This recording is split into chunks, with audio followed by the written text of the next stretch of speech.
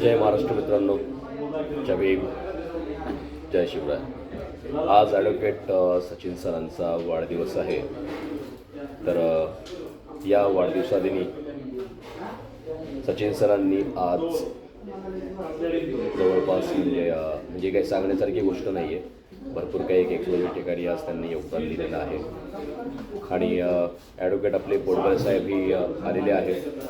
जवळपास पोडगळे साहेब जे आहेत ते विश्रांतवाडीहून आलेले आहेत इकडे. आम्ही सध्या मॅगझिनमध्ये आहोत. मॅगझिन म्हणजे मॅगझिन नाही, मॅगझिन चौकामध्ये आम्ही आहोत सध्याला, SMC इकडे.